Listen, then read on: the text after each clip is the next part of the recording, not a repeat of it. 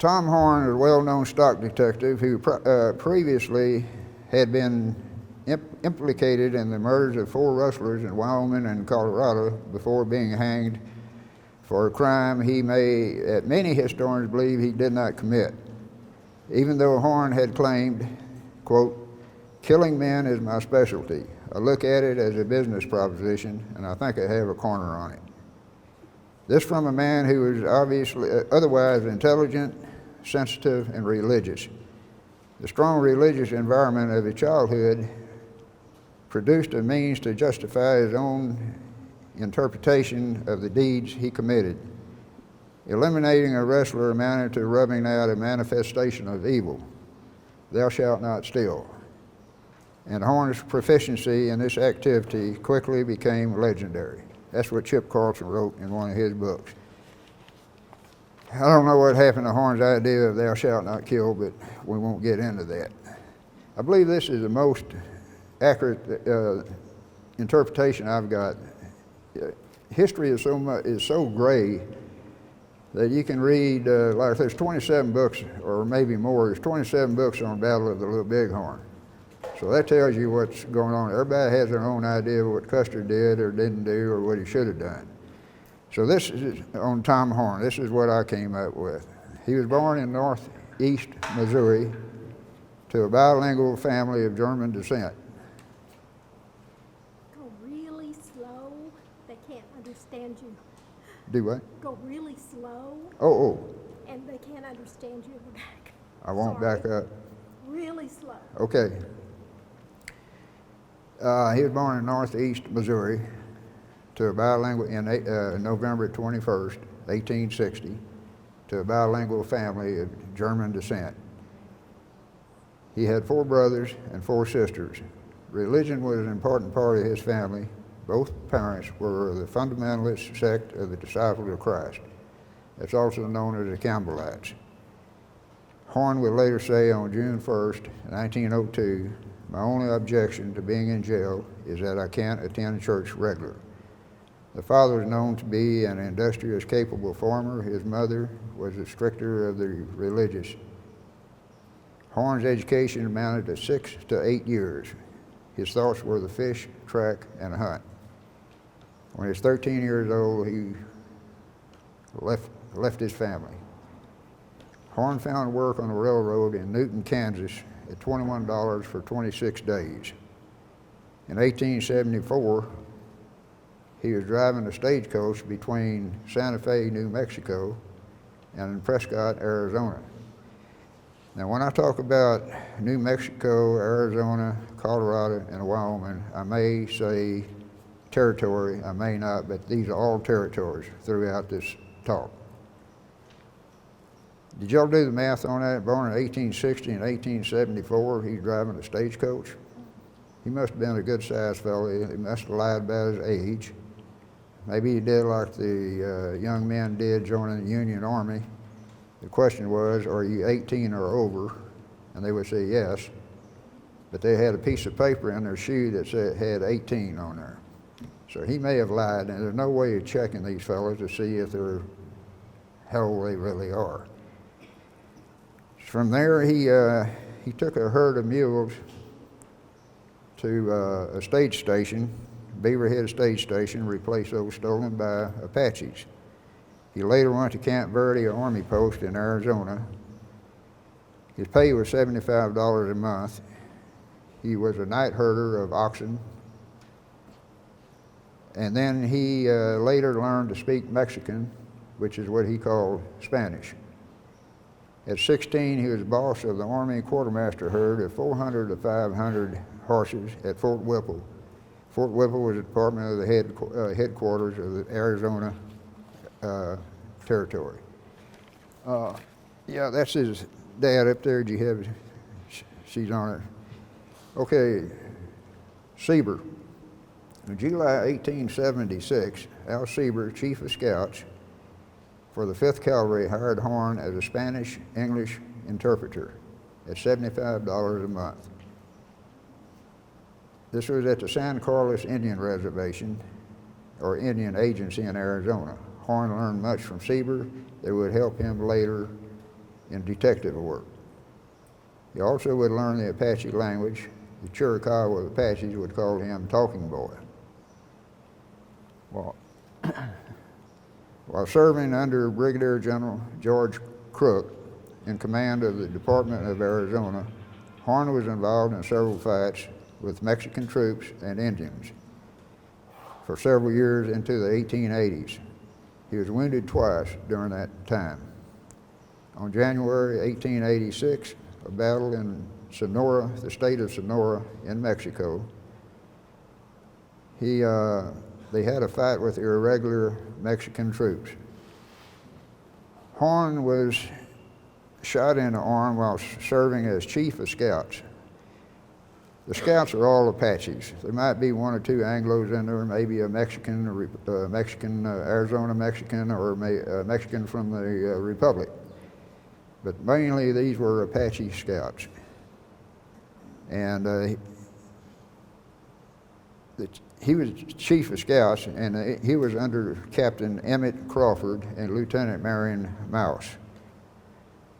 When the Mexican militia or irregulars came up and they started firing on American troops, Captain Crawford jumped up on a boulder. He's got a U.S. Army uniform on, and he's trying to stop the fight. The Mexican colonel of the militia, he's trying to stop the fight.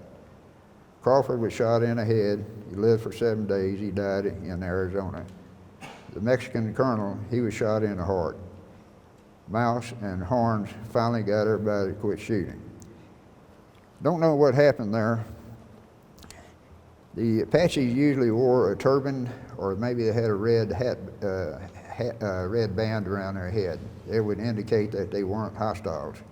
They think that's what the Mexicans thought they were, or maybe they just had it in for Americans. They had a hot pursuit law back then, and if you were chasing Apaches and they went into Mexico, you could follow them in most cases. The governor of a state would say, yeah, you come on in, chase them in here, we want to get rid of these fellas. But the president of Mexico might say, no, I don't want any hot pursuit law. This is invasion by a foreign country if the Americans come in here. So that's the way it stood on hot pursuit. And some American officers, they abused that law. 2 or 3 days they considered a hot pursuit sometimes. So let's see. While serving under Brigadier General George Crook in command of the Department of Arizona, Horn was involved in several fights with Mexican troops. In 1886, that battle took place. And another thing, these Apache scouts wore Army blouse, so we don't know if the Mexicans just didn't want Americans in there or what. But Mouse and Horn stopped the fight. The request was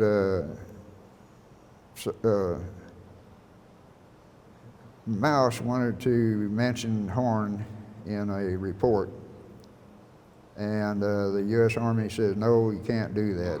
No civilians can be mentioned. But later on, General Miles put in his recollections, personal recollections, he mentioned that Horn was to be recognized for that. Later on,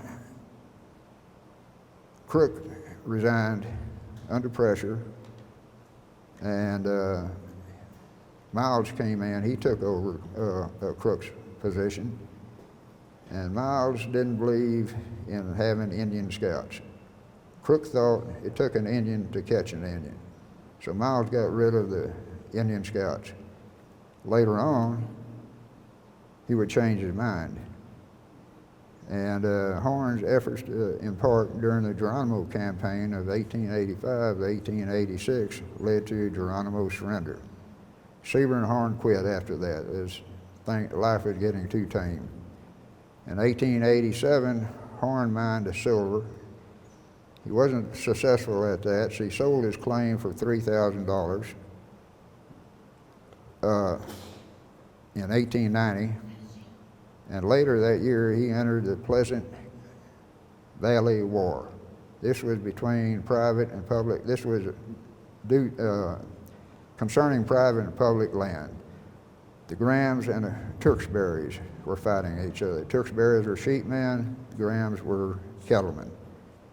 He may have killed his first man at that time, probably working for the Graham, being they were cattlemen. Later, Horn killed a Mexican lieutenant in a saloon fight, over a Mexican woman, and at that time he was a 26-year-old cowboy. Okay, that's Sieber up there. In 1888, Horn won the World Steer Roping Championship at Globe, Arizona Rodeo. He was also a deputy sheriff of Gila County. In 1881, he became a Pinkerton detective in Denver, Colorado. He took a position as a field agent covering Colorado and Wyoming. He may have killed 5 men, and he may have captured 20 others. That's kind of a gray area there. The Pinkerton agency, that picture there, that photo there, he's posing as a conductor on a train with cap on, of course. And he stayed with the Pinkertons until 1892. He got bored with his work. Then Horn headed for Wyoming and took up a profession as a stock detective, working for the Swan Land and Cattle Company, as owned and run by a fellow by the name of John Coble. He making $125 a month. The company consisted of 5 deeded ranches and 500,000 acres and tens of thousands of cattle. This was a Scottish syndicate. Their manager, these England and Scotland, when they bought a ranch, they sent their own man down there as a manager, and they didn't know what end of the cow ate. They were hopeless, useless. But that's the way they ran the businesses. Horn would hire on as a cowboy and as a horsebreaker. In 1895, he moved into Colorado.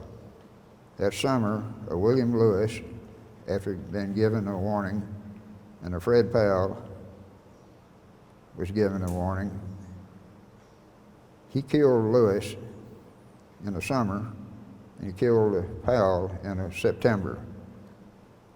Maybe by Horn. They're not sure if Horn did that or not. If you didn't like somebody, you could always kill somebody, and I guess the first thing people think of is Tom Horn must have done it.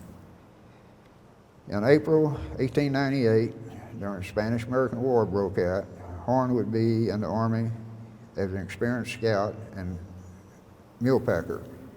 Because of his fluency in Spanish, he soon advanced to chief packer for the Rough Riders and hauled supplies to the Rough Riders at Santiago, Cuba. In September, he contacted Cuban fever, or what we call yellow fever. That's John Coble up there. And he went to New York to be discharged. He tried to get in the Army again. Mouse backed him up, said, yeah, this is a good man. But I think the war was settling down, and they never told him to come back. So he's got fever, yellow fever anyway, so he's probably having several bouts. And he stayed with John Coble up until 1899. I guess he was feeling better, because then he, after he regained his health, so to speak, his activities are not known. Don't know what he did. Rash and Dart. This is Matt Rash up here. He was a Texan and a rustler. And he was killed in July 1900.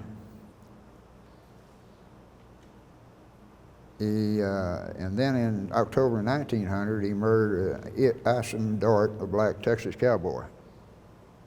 That's him up there. Dart ran with a bunch of rustlers, but every once in a while he went out on his own.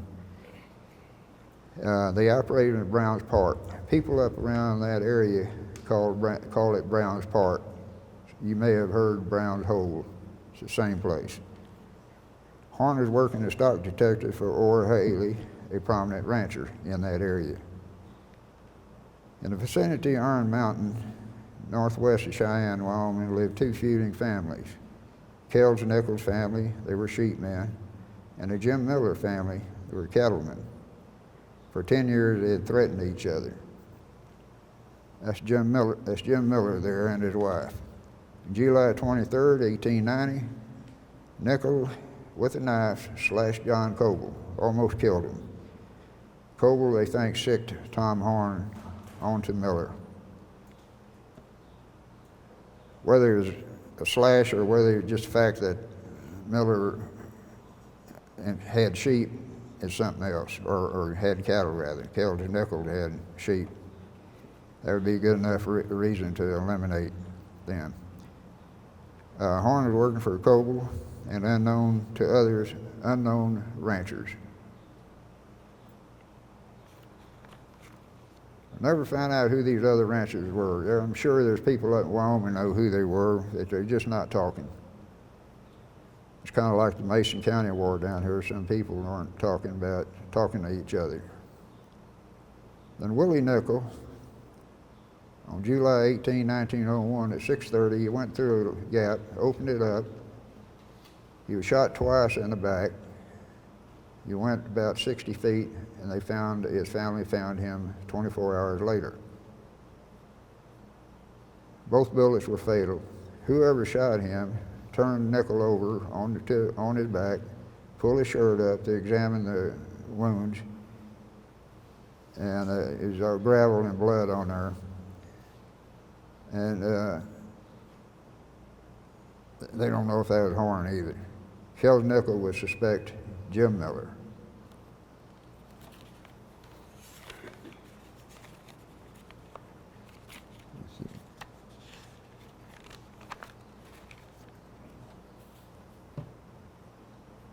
Willie Nichol was shot with a .30 caliber rifle. Jim Miller had a .30-30. His son Victor had a .30-30. Another son had a .30-40, and Tom Horn was using a .30-30. So there's 4 .30 caliber rifles around that area, and I don't tell how many more cowboys and ranchers had maybe 30 the Winchester 94. And let's see, yeah, that's it. That's his .30-30 there. It's a half magazine. It's not the way you usually picture a .30-30. But the local sheriff asked Horn if he had done it. Horn says no, and it was just circumstantial evidence that this boy was killed with a .30 caliber rifle, and Horn carried one. And Smalley, the sheriff, didn't believe him, but he couldn't arrest him, couldn't issue a warrant. And so he called this Joe LaForge. He was deputy U.S. Marshal and a periodic stock detective. He was quartered in Cheyenne. Evidence was circumstantial. Ford tried to bring Horn to justice, faking a gun for hire letter from a Montana rancher. He told Horn that this fellow needed a stock detective, and LaForge was going to interview him for the rancher. It was a fake letter. It's just something dreamt up by Joe LaForge. This was on January 12, 1902. Horn got drunk in Laramie, Wyoming. He was on the way to Cheyenne. When he got to Cheyenne, he was drunk there. He drank some more. LaForge talked him into going into the marshal's office, and he started talking to Horn about the Willie Nichol shooting. In the office next to, or in a room next to LaForge's office, there's the clerk of the court and a deputy sheriff were laying on the floor, and they were writing notes in shorthand. Only the highlights is what the clerk wrote. That leaves out a lot. And LaFord asked Horn about the Nichols killing, and Horn's tendency to brag. This got him in trouble a lot. Stated that whoever had done it had been one hell of a shot, and if he had done it, quote, it was the best shot I ever made and the dirtiest trick I ever done. That sounded like an admission, but then I wonder if there's more to this sentence, more to this quote. And the range isn't known where the shooter was. It could have been 70 yards from the gap, which was a pile of rocks there, or he could have been in a coulee, what we call arroyos here, but he was in a coulee and that was a 300-yard shot. It was raining, or it was drizzle, and it was fog. The next day, Cheyenne Chief of Police, Ed Smalley, arrested Horn for the murder of Willie Nichol. On October 7, 1902, the trial was opened in Cheyenne. The jury was drawn from 1,000 names. 6 of the jurors were ranchers. You wonder if these 6 could have been the unknown ranchers. Probably be a good idea. They might have been thinking, that now's the time to get rid of Tom Horn before he starts telling on us. That's a possibility. There were 1,000 names and 3 drawn for the jury. And there were 3 attorneys for the prosecution. The head of the prosecution was a fellow by the name of Stoll. And his policy was politics first and justice next. Many of the witnesses they called, 100 of them, they refused to testify. It was strange that the defense didn't call members from that knew Horn from the Cuban War or the Apache Wars. They didn't call John Coble, his best friend, and they didn't call Glendoline Kimmel, who was his girlfriend and a teacher, school teacher. She lived with the Millers, and this one Miller told her that he killed Willie. And she didn't like either family. But it was also rumored that Miller paid LaFours $500 not to investigate him. Okay. I won't go into depth in a trial there. It's hard to read a trial. You don't know what their eye motion was, what they're doing with their hands, their legs, their feet. You don't know about the hesitation. It's like talking to somebody on the telephone that you don't know. You don't know what's going on. Horn took the stand. He should not have done that, because then he starts bragging again. But he always said, I didn't kill Willie, and that's my word. The time and motion, time and distance played a big factor. If Horn was here and Willie was killed here, and there's X number of miles, took X number of time to get there, and the defense would say, it's not possible. Horn couldn't have done it. Horn would say, oh yeah, I could have done that, no problem. This is what got him in trouble. He was found guilty for the murder of Willie Nichol. He was to be hanged on January 9, 1903. Deputy Sheriff Richard Proctor, the jailer, let Horn roam around on the second floor where the cells were. They got along real well. Horn worked on ropes and such, and gave him quite a bit of latitude. There he is there. He was also writing on his book, The Life of Tom Horn, Government Scout and Interpreter of Vindication. I haven't read that book. I don't intend to. On August 6, Kim McLeod, another prisoner, jumped Proctor, knocking him to the floor. Proctor told McLeod he didn't have the keys to the main jailhouse door, and that they were in the safe. So Proctor opens the safe, and when he does, he grabs That's it, pistol. No, go back. Pistol? Go back to the other guns there. 17, I think.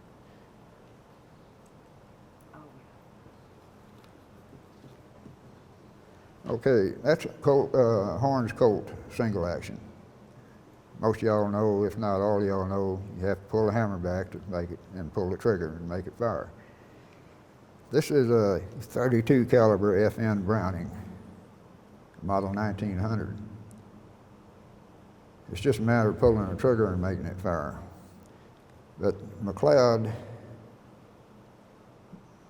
took the gun away from Proctor, but before he did, Proctor set the safety on there. And Horn would not know anything about a safety, so he couldn't make it fire. Horn got out, McLeod got out, Horn ran through the middle of Cheyenne.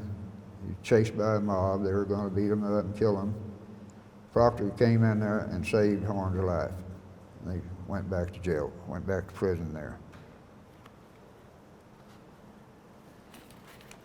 Pretty smart thing, and Proctor setting that safety.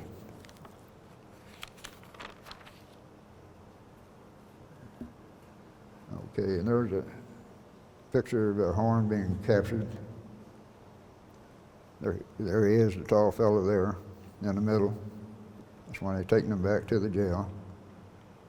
And then there's Horn's gear, and because Proctor saved his life, Horn gave all his equipment to Proctor.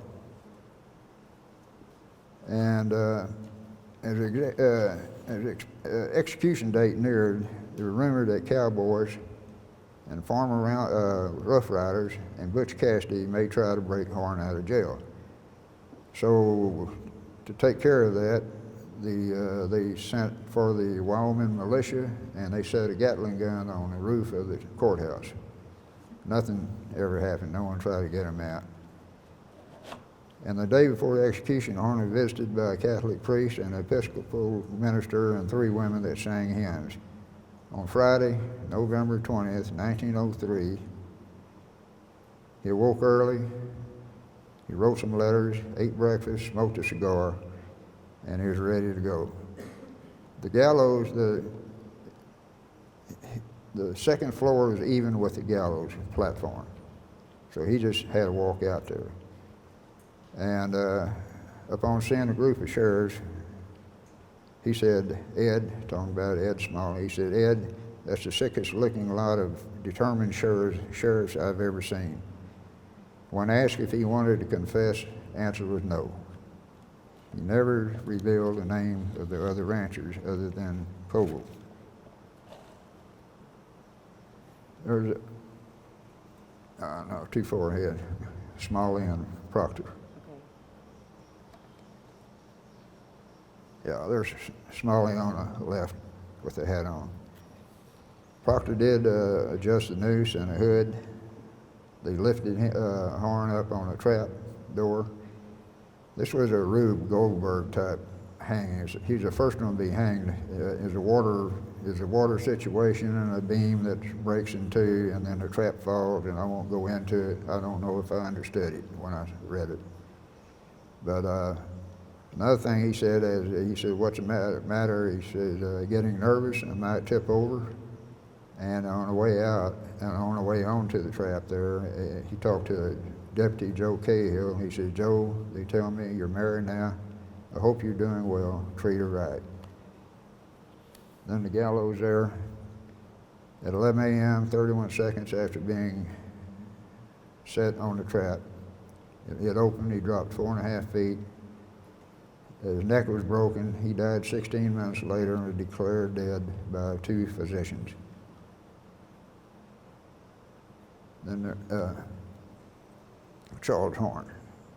The body went from Cheyenne to Denver to Boulder, Colorado, where his oldest brother Charles received it and had it buried in that city. 2,500 people turned out for the funeral, and John Coble paid for everything, paid all the expenses. A retrial was held on September 16 and 17, 1993, at the Laramie County Courthouse. The judge was a retired Wyoming Supreme Court justice. A Wyoming County attorney was a prosecutor. The defense was done by a Michigan lawyer. The principal defense was a transcription of Horn's confession. Remember, they only took the highlights. And the remarks were recorded. The principal defense was a transcription of Horn's confession, and the remarks were recorded in part. And this the jurors found most important and troubling and inadmissible. The verdict was not guilty. That's the end of Tom Horn. Have I still got time? Daddy. Oh. That date on there, 1861, that's an error. He was born in 1860. The next day after he was hung, it would have been his birthday. There's some quotes here. Where is he buried at? Boulder, Colorado. You need to pay attention, Rudy. No. This is a fellow by the name of Billy Irvine. He was president of the Stock Growers Association, which was in a Capitol building there in Cheyenne.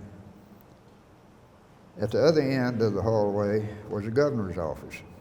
The governor was a partnership. He was losing, with another fellow, he was losing cattle. And he asked Irvine, he says, I'd like to talk to Tom Horn. Can you get him up here? But he says, I don't want Horn coming into my office. Irvine says, sure. He said, meet me at the other end of the hall at 3 o'clock and I'll have Horn there. So Horn came in, and when the three of us met, that's Horn, Irvine, and the governor. Governor's Richards was his name. He said, I opened the conversation by stating the trouble they were having in Bighorn County, and that the governor wanted to talk to him as to the best way of stopping the stealing. The governor was quite nervous, so was I, but Horn was perfectly cool. He talked generally and was careful of his ground. He told the governor he would either drive every rustler out of Bighorn County or take no pay for it, other than $350. That's for 2 horses and a pack. When he had finished the job, to the governor's satisfaction, he would receive $5,000. Because in conclusion, whenever everything else fails, I have a system which never does. He placed no limit on the number of men to be gotten rid of. This almost stunned the governor. He immediately showed an indication to shorten the interview, and Horn, who was an intelligent fellow, understood how he felt and at once rose to his feet and said, addressing the governor, I presume that is about all you want to know, sir. I shall be glad to hear from you at any time, and that I can be of service to you. After Horn left, the governor said to me, so that is Tom Horn, a very different man from what I expected to see. Why, he is not a bad-looking fellow, and he's quite intelligent, but a cool devil, ain't he? I don't know if the governor hired him or not. If he did, you know, you wouldn't want to have a record of that.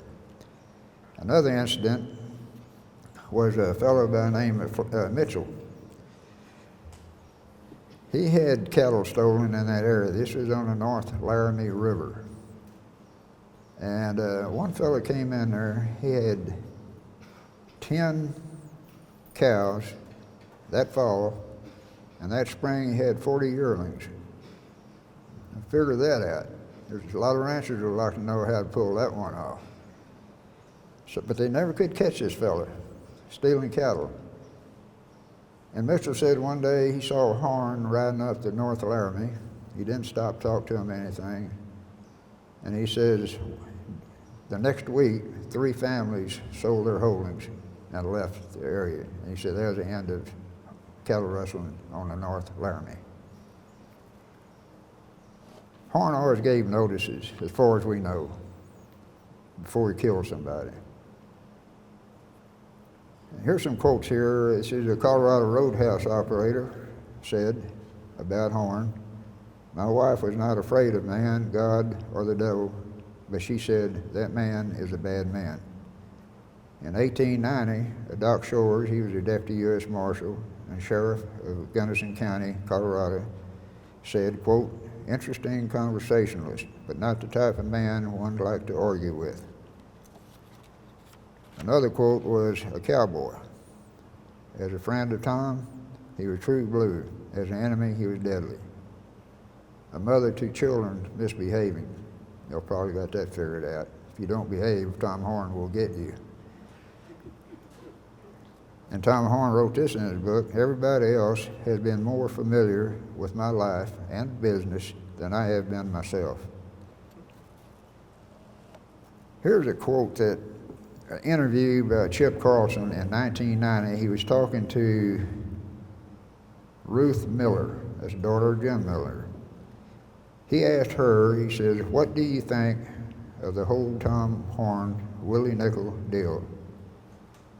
She says, well, Joe LaForge was the guiltiest one of the whole lot. Tom Horn never killed that kid. He was too smart, too good a shot, and he never would have made a mistake like that.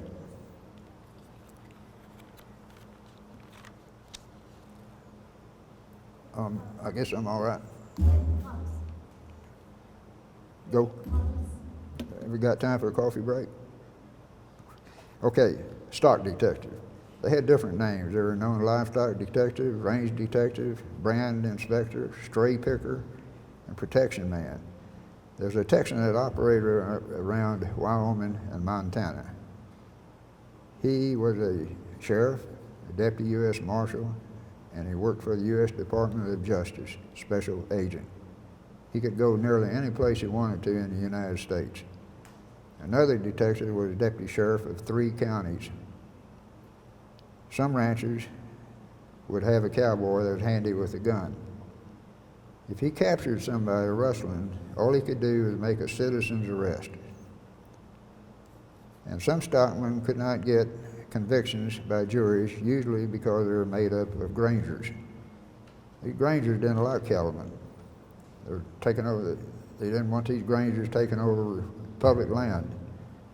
So if you had a rustler on there, they would let them go. All the power to them. And if they couldn't have a jury of rustlers because their buddies were up there on the stand. And some detectives were nothing more than hired guns.